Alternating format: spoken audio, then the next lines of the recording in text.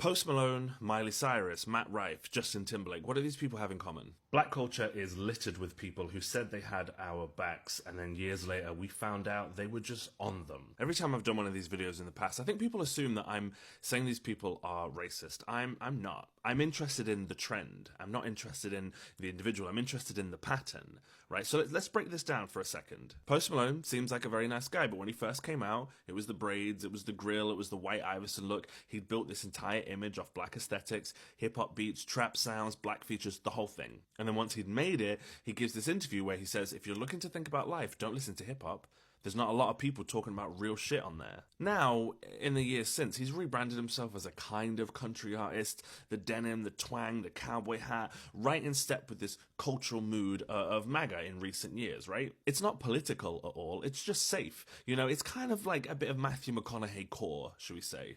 Then there's Miley Cyrus, who I like. I think is a lot of fun. But when she wanted to drop the Disney image, wanted to drop Hannah Montana, she starts twerking on stage, she adopts a bit of a black scent, dresses like she's trying to be part of the culture, and when she's done with it, she drops it. She doesn't reckon with it all, doesn't interrogate that journey, doesn't interrogate why she does that. She just sort of moves on to classic Miley. People were calling her erratic at the time. Someone saying she'd lost her mind, this was a result of MK Ultra. And she never defended us from that sort of accusation that to do that meant you must have lost your mind. Because the truth is, she just borrowed the culture, used it to reinvent herself, and when it was no longer palatable, she tossed it. Matt Rife is a weird one because he kind of did it twice, right? First he came up through Wild 'N Out, a show that built him with a black audience, and then he leaves because it's not enough for him, gets surgery, pivots to flirting with women, markets himself as a bit of a heartthrob, and when that gets old, he turns around and does a set full of like cheap misogynistic jokes, none of which were ever any funny. It's betrayal on two fronts, because the first is with the audience that made him, but the second betrayal is with the one he sold himself to. And then you've got Justin Timberlake, and I'm sorry, this one hurts for me, because for years I think he made some of the most forward-thinking R&B pop of the 2000s.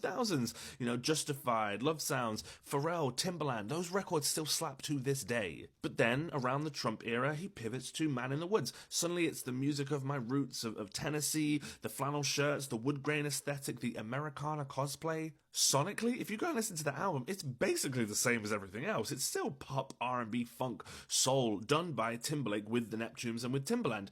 It's the rebrand that was jarring, you know, the marketing, the narrative, the fake sort of returning to his roots. It's like, oh, is this the story you want to sell us now? This is the thing. It's never about race as hate. I don't believe any of these people hate us, and I don't believe any of the people that I've talked about in the past hate us. It's about race as convenience. It's the fact that these people love the parts of us that they can sell. Black audiences, though, we can always tell who's being real with us, to be honest. I mean, look at Gary Owen. Gary Owen has never really had any trouble because he's always sort of been beloved by black audiences because he never turned around at any point and said, you know what, I need more than this. He recognized that this was enough. Or Adele. I think Adele is a great example because she does the music she loves, but when the UK media went after her for wearing Bantu knots at Carnival, black people were in her comments defending her. This is a woman who got on stage and credited Beyonce not just as an artist, but as someone whose existence mattered to her friends, but in particular to her black friends. We see that stuff. We remember that stuff.